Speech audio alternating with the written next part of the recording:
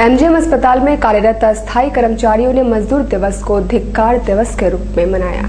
लंबे समय से स्थायीकरण की मांग को लेकर आंदोलनरत एमजीएम अस्पताल के 55 अस्थायी कर्मियों ने धिक्कार दिवस के तौर पर मनाया। साल से एमजीएम अस्पताल में 55 स्वास्थ्य कर्मी जो है सफाई कर्मचारी काम कर रहे हैं और जैसा कि सरकार को भी पता है, कोल्हान प्रमंडल का सबसे बड़ा अस्पताल होने के नाते यहाँ सबसे बड़ी समस्या सफाई की निरंतर बनी रहती है। कोई भी सरकारी पदाधिकारी आए, नेता आए, किसी भी राजनीतिक दल के लोग आए, एक ही विषय पर उंगली उठाते हैं, सफाई पर। तो ये सफाई पर ये समस्या क्यों निरंतर बनी रहती है, हम लोग सरकार को आज भिक्षाटन के माध्यम से बताना चाह रहे हैं कि जो भी 55 कर्मचारी स्वास्थ्य कर्मचारी यहाँ कार्यरत हैं, सफाई कर्मचारी, वो इतने दुखी हैं, इतने कम वेतन पर काम कर रहे हैं और इतने शोषण के शिकार हैं कि उनको 2 जून की रोटी नसीब नहीं है कि हम लोग अस्थायीकरण मांग रहे हैं। और हम लोग 7 तारीख को स्वास्थ्य मंत्री से मिले थे, उन्होंने ठोस आश्वासन दिया था कि अस्थायीकरण के विषय में विचार विमर्श किया जा रहा है। लेकिन 19 तारीख को प्रधान सचिव स्वास्थ्य विभाग द्वारा फिर से ये निकाल दिया गया कि 597 एमजीएम के पदों पर उसमें 104 सफाई कर्मचारी भी हैं, उन लोगों की बहाली आउटसोर्सिंग से की जाएगी। तो ये हम मजदूरों के साथ एक भद्दा मजाक झारखंड सरकार द्वारा किया जाए। अंतर्राष्ट्रीय बाजार में कच्चे तेल की कीमतों में इजाफा के साथ ही तेल कंपनियों ने पेट्रोल और डीजल के मूल्य में प्रति लीटर इजाफा कर दिया है। पहले पेट्रोल 60 रुपये 76 पैसे प्रति लीटर था, अब 4 रुपये 2 पैसे के इजाफे के साथ अब प्रति लीटर 64 रुपये 78 पैसे हो गया है, जबकि डीजल पहले 52 रुपये 6 पैसे था। नए दर पर अब डीजल प्रति लीटर 56 रुपये 63 पैसे हो गया है। अचानक इस वृद्धि पर आम लोगों में काफी आक्रोश देखा गया। पेट्रोल का 4 रुपया दाम बढ़ गया और क्या अच्छा दिन आया, मोदी सरकार का ही अच्छा दिन आया। डीजल पेट्रोल सब चीज का दाम बढ़ते जा रहा है, डीजल का दाम बढ़ गया, महंगाई बढ़ेगा, ये पब्लिक को लूटने वाला काम हो रहा है। बहुत उम्मीद था हम सभी को कि मोदी सरकार आए तो सब प्राइस सब घटेगा। हमारी जो पेट्रोल एक बैग 4 रुपया जो बढ़ गया, इसमें दिक्कत तो आएगा आम आदमी को। और मोदी साहब को बाहर में जाके इतना जो खर्चा कर रहा है फॉरेन में जाके, तो वो चीज़ एक चीज़ उसको ध्यान में रखना चाहिए कि गरीब देश में उसमें बहुत कुछ करना है गरीब लोगों के लिए, अर्थक्वेक हुआ उसके लिए करना चाहिए, ना कि बार बार के घूम के भारत का पैसा बर्बाद करना। ये हर चीज़ का पेट्रोल का रेट बढ़ गया, डीजल का रेट बढ़ गया, तो क्या अच्छा दिन आया है? आप ही बताइए। अच्छा दिन इसको बोलेगा तो हो गया हमारा। मोदी जी सिर्फ फॉरेन घूम रहे हैं, हमको तो लग रहा है कि सिर्फ फॉरेन घूमने के लिए मंत्री बने हैं। पुराना रेट पेट्रोल का था आपका 60 रुपये 76 पैसा, अभी कितना हो गया? अभी हो गया 64 रुपया 78 पैसा हो गया, 4 रुपये 2 पैसा बढ़ गया।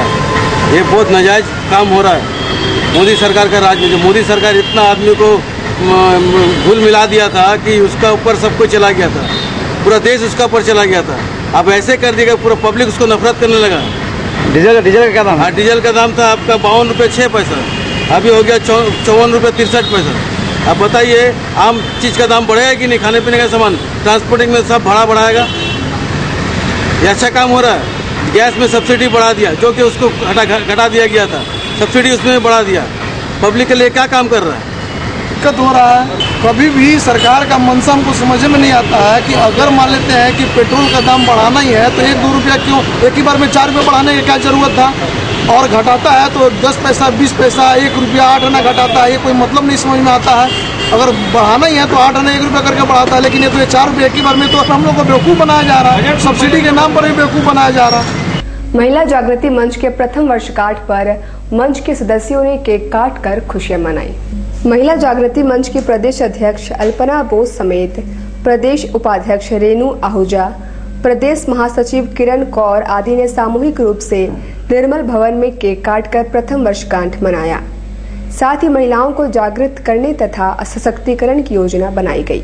महिला जागृति मंच हम लोग ये सोच के स्थापना किए थे कि महिला को जगाने की काम महिला जागृति मंच करेगी, और ये काम जो है शहर से लेके गांव तक हम लोग महिला जागृति मंच हर महिला को हमारे मन में आज हम लोग संकल्प लिए हैं कि हर हमारे सदस्य गांव से लेकर शहर तक जाएंगे, जाके उसका विकास, शिक्षा और शोषण जहाँ विकास की जरूरत है विकास करेंगे, जहाँ शिक्षा की जरूरत है शिक्षा देगी महिला को, जहाँ शोषण हो रहा है उसको शोषण मुक्त करवाएंगे। भूकंप पीड़ितों के लिए रक्त इकट्ठा करने के लिए रेड क्रॉस भवन में झारखंड मुक्ति मोर्चा द्वारा रक्तदान शिविर का आयोजन हुआ। नेपाल व देश के कुछ क्षेत्रों में आए भूकंप से हजारों लोगों की जानें गई और हजारों लोग घायल हैं, जिन्हें दवाओं के अलावा रक्त की आवश्यकता है।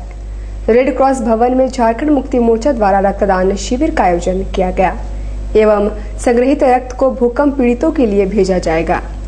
शिविर का उद्घाटन बड़ागोड़ा के विधायक कुणाल साडंगी ने किया। इस मौके पर पूर्व मंत्री चंपई सोरेन, जिलाध्यक्ष रामदास सोरेन, राजू गिरी, सुमन महतो, मोहन करमकार आदि मौजूद थे। शिविर में बड़ी संख्या में लोगों ने रक्तदान किया।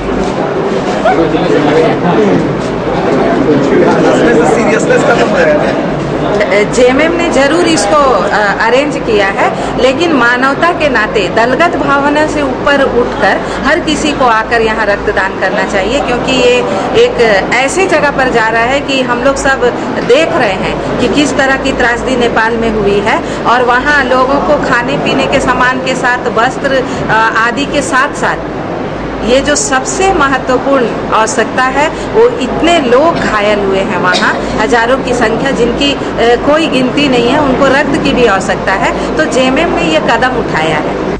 भुइयांडीह गौतम विहार में एक महिला पर सोसाइटी के लोगों द्वारा लगाए गए आरोपों की जांच के लिए उप निबंधक शहर पहुंचे। भुइयांडीह गौतम विहार स्थित हाउसिंग सोसाइटी के लोगों ने वहां एक महिला पर अनैतिक कार्यों का आरोप लगाया था। आरोपों की जांच व सत्यापन के लिए उप निबंधक प्रमोद नारायण आए हैं। 4/2 में एक महिला किराएदार थी हरविंदर कौर पम्मी, जिसके द्वारा यहाँ देह व्यापार किया जाता था। देह व्यापार किया जाता तो इसका शिकायत हमने सब जगह किया। उसके बाद शिकायत होने के बाद में जांच हुआ। जांच में सीतारामगढ़ थाना जांच किया, एसडीओ जांच किया, डीसीओ जांच किया।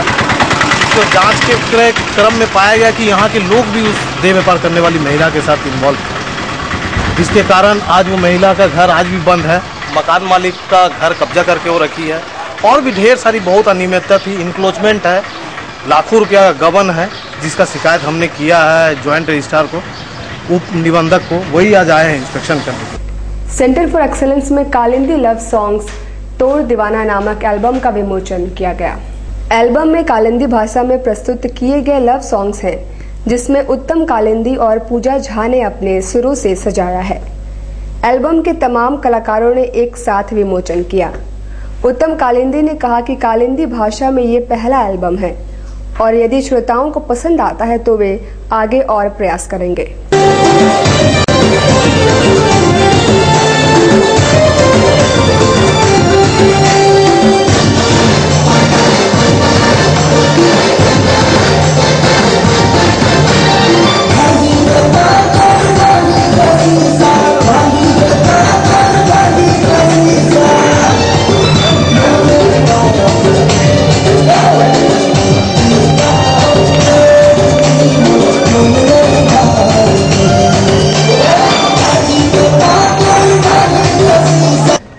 कालिंदी समाज का एल्बम विमोचन हुआ। एल्बम को बनाने में प्रयास किया और आज हम लोग का सामने विमोचन हुआ। मैं सर्वप्रथम